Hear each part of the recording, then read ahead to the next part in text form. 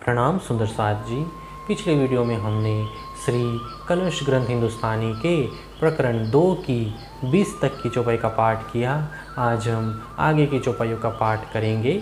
सुंदर साथ जी, अगर आपको यह वीडियो अच्छा लगता है तो प्लीज़ लाइक और कमेंट करें, और जो भी सुंदर साथ आपके साथ जुड़े हुए हों उन सबको भी यह वीडियो अवश्य शेयर करें। सुंदर साथ जी, जिन्होंने अब तक हमारे इस चैनल को सब्सक्राइब नहीं किया, वे प्लीज़ इस चैनल को सब्सक्राइब कर दें ताकि आने वाले नए वीडियो का नोटिफिकेशन आपको तुरंत मिल जाए। पेड़ काली किन ना देखी, सब छाया में रहे उलझाए, गम छाया की भी ना परी, तो पेड़ पार क्यों लखाए। इस अंधकारपूर्ण माया का मूल काल निरंजन शक्ति को किसी ने भी नहीं देखा। सब उसकी छाया मोहतत्व शून्य एवं निराकार में ही उलझ कर रह गए। जब उस छाया की ही गम न हो सकी तो फिर इसके मूल से परे की पहचान कैसे होगी। ए जाए ना उलंघी देखी थी, ना कछु होए पहचान, तो दुल्हा कैसे पाइए, जाको नेक न सुनियो निशान।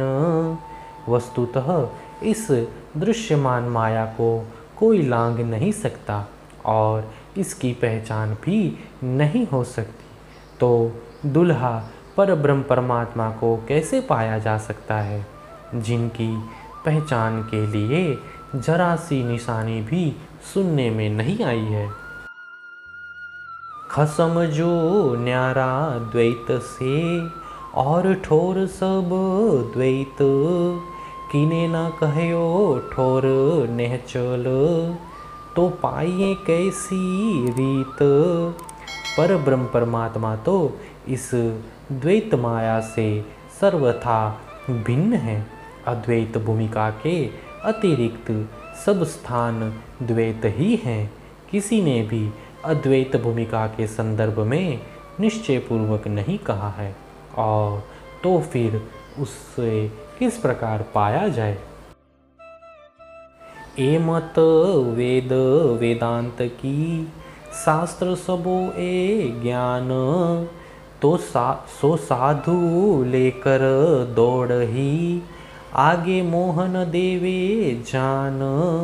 वेद वेदांत तथा सभी शास्त्रों का मत भी इस प्रकार अस्पष्ट रहा है। ऐसे ही अधूरे ज्ञान को लेकर साधुजन ब्रह्म को ढूंढने का प्रयत्न करते हैं, किंतु यह मोह तत्व उन्हें आगे जाने नहीं देता। या विध ज्ञान जो चर चही, सो में देखा चित ल्याए, ज्यो मनुआ सुपने मीने, बेसुध गोते खाए। इस प्रकार द्वैत और अद्वैत विषयक ज्ञान चर्चाएं संसार में होती रहती है। उनको भी मैंने ध्यानपूर्वक सुना। जैसे मन स्वप्न में गोता लगाता रहता है, उसी प्रकार मायावी ज्ञान लेकर चर्चा करने वाले लोग भी बेसुध होकर माया में ही गोते खाते रहते हैं। छीन में कहे सब ब्रह्म है, छीन में बंझा पूत, मद माते मरकट ज्यों, करे सो अनेक रूप। एक क्षण में तो यह कहते हैं कि यह सब कुछ ब्रह्म है, दूसरे क्षण में कहते हैं कि यह माया से उत्पन्न जगत बांझ के पुत्र जैसा अभाव मात्र है। अविद्या में रत ये लोग ऐसी विपरीत बातें कहते हुए मदोन्मत्त मंदर की भांति अनेक रूप धारण करते हैं। छीन में कहे सत असत, माया कछु एक ही न जाए, यो संग संसार दृढ़ हुआ, सब धोखे रहे फिराए। वे एक क्षण में तो संसार का सत्य बताते हैं और दूसरे ही क्षण में उसे असत्य कहते हैं। फिर ऐसा भी कहते हैं कि इस माया के विषय में स्पष्ट रूप से कुछ कहा नहीं जा सकता। इस प्रकार लोगों के मन में संदेह बना रहा, जिसके कारण सभी लोग धोखे में चक्कर काटते रहे। छीन में कहे हैं आप में, छीन में कहे बाहेर, छीन में कहे माहे न बाहेर, यहाँ को शब्द न कोई निर्धार। वे कभी तो पर ब्रह्म परमात्मा को अपने अंतर में विराजमान बताते हैं और दूसरे क्षण कहते हैं कि ब्रह्म इस पिंड से बाहर है। फिर एक क्षण के अंदर ही कहते हैं कि ब्रह्म न तो पिंड में है और न ही ब्रह्मांड में है, वह तो बाहर भीतर कहीं भी नहीं है। इस प्रकार इनके मत निश्चित नहीं है। छीन में कछु और कहे, छीन में और की और, सो बात दृढ़ क्यों हो ही, जाको वचन न रहवे ठोर। एक क्षण के अंदर एक बात करते हैं तो दूसरे क्षण और ही बात करते हैं। उनकी बातों में दृढ़ता कैसे होगी जिनके वचन ही स्थिर नहीं है।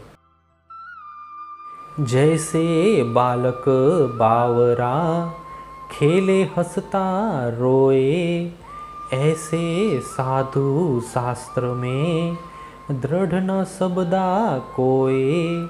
जैसे छोटे बच्चे तथा दीवाने लोग क्षण में खेलते हैं, क्षण में हंसते हैं और क्षण में रोते भी हैं, उनमें कोई स्थिरता नहीं होती, वैसे ही अपरिपक्व बुद्धि वाले साधु शास्त्र वचनों में उलझे हैं।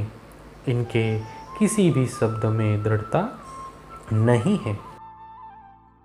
ए सब सिंह ससक, बंझापूत वैराट, फूल गगन नाम धराए के, उड़ाए देवे सब ठाट। वेदांत मत के अनुसार यह संसार खरगोश के सिंह, बांझ स्त्री के पुत्र और आकाश के फूल की भांति अस्तित्व रहित है। ऐसे कहकर वे समस्त जगत के वैभव को क्षण भर में नकार देते हैं।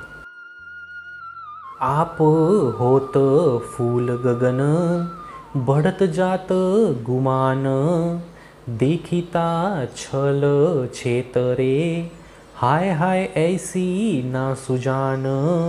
इस प्रकार वे स्वयं भी आकाश के पुष्प की भांति अपना ही अस्तित्व मिटाते हैं, फिर भी उनमें अल्प ज्ञान का अभिमान बढ़ता जाता है। देखते ही देखते यह छलवती माया सभी को ठग रही है। हाय, यह माया कितनी चतुर और सुजान है।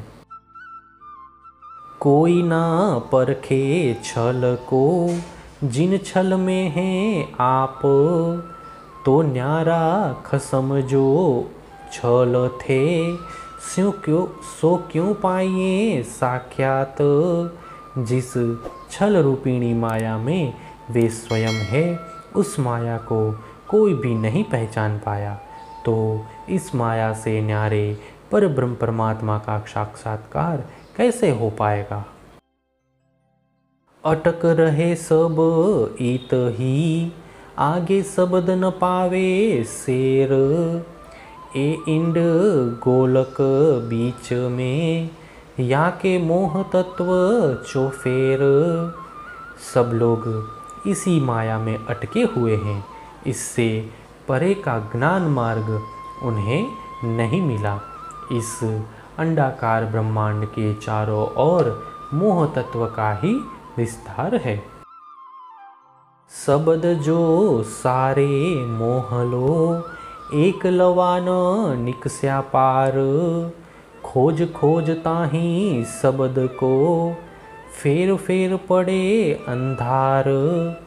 सांसारिक ज्ञान के इन शब्दों की पहुँच मोह तत्व पर्यंत ही सीमित है।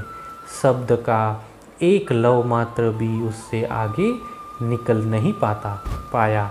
तथापि ज्ञानी जन उसी अपराविद्या के शब्दों के द्वारा परब्रह्म को खोजकर वारंवार अंधकार में पड़ जाते हैं। एक ख्वाबी दम सब नींद लो, एदम नींदे कई आधार, जो कदी आगे बल करे तो गले नींदे में निराकार। इन सांसारिक जीवों का मूल आधार निंद्रा ही है और इनकी पहुंच भी वहीं तक की है। यदि कोई जीव किसी प्रकार उससे आगे बढ़ने का प्रयास भी कर ले तो भी वह उसी निंद्रा रूपी निराकार में ही विलीन हो जाता है। तबक 14 ख्वाब के या तो पैड़े नींद निदान, नींद के पार जो खसम, सो योग क्यों करे पहचान। यह 14 लोकों वाला ब्रह्मांड स्वप्न का है। इसका मूल निश्चय ही नींद है। परब्रह्म परमात्मा इस नींद से परे है। फिर ये स्वप्न के जीव उन्हें कैसे पहचान पाएंगे। बड़ी बुध वाले जो कहा वही, सो शीतल भये इन भांत, ना पहचान छल वतन की, सो सुन गले ले स्वांत। जो विशेष ज्ञानी कहलाते हैं वे भी शून्य निराकार तक की बात कहकर शांत हो गए। उन्हें न इस छल कपट वाली माया की पहचान हुई और न ही परम धाम की पहचान हुई। इसीलिए वे शांत होकर शून्य में ही विलीन हो गए। ए पुकार साधु सुन के, हट रहे पीछे पाए, पार सुध किन ना परी, सब इत ही रहे उलझाए। साधुओं ने उनकी ऐसी पुकार सुनकर उससे आगे जाने की अपेक्षा अपने कदम पीछे हटा लिए। इसीलिए निराकार के परे की शुद्धि किसी को न हुई। वे सब इसी मोह में ही उलझ गए।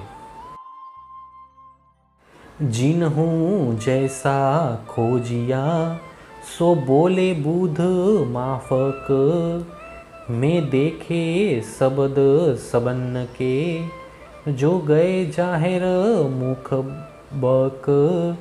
जिन लोगों ने जैसी खोज की उन्होंने अपनी बुद्धि के अनुसार उतना ही कह दिया। जिन्होंने अपनी वाणी में जैसा कहा है उन सब के शब्दों को मैंने उसी रूप में परखा। हे सुंदर साथ जी, इसी के साथ श्री कलश ग्रंथ हिंदुस्तानी के प्रकरण 2 की 40 तक की चौपाई का पाठ पूर्ण हुआ। आगे के वीडियो में हम आगे की चौपाइयों का पाठ करेंगे। प्रणाम जी।